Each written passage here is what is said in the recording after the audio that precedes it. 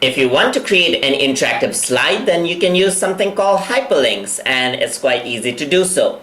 Let's say I got 3 slides here and you want to create a control at the top where you can actually have an interactive element. For example, I'm going to go to insert right here. I'm going to go into shapes, and over here I'm going to create 3 shapes right here. This is going to be for the title page, and then I'm going to copy and paste this. This is going to be chapter 1, and another one over here. This is going to be chapter 3, just like this. So what I want to do is I want to hyperlink everything. I want the title page to locate over here. I want this to actually go over here. When I click title page, when I click on chapter 1, I want it to go to this slide, so that's slide number 3. And chapter 2, let me just correct that out right there.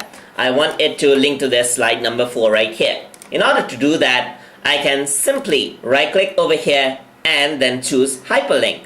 So if I were to go here, you can see that I can hyperlink to a web page if I want to. So what I can do is, if I want to, I can actually go here, type in google.com and press OK. So whenever I press this, it'll open up the web browser and then we'll go to google.com. But I do not want that, and I want to place this in the document itself. So you can see that I can actually go to slides right here, or go to custom source itself as well. So for this one, I'm going to go for tube, that is slide number 2, press OK.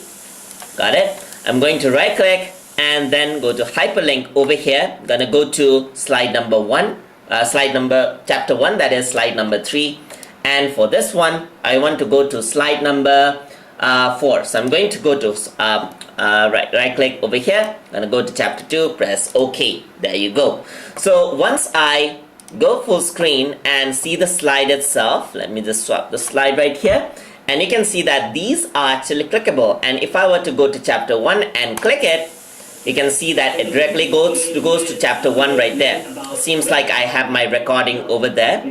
So let me just go back, and you can see that the title page goes back to titles page right there, and over here the chapter 2 goes to chapter 2, and so forth.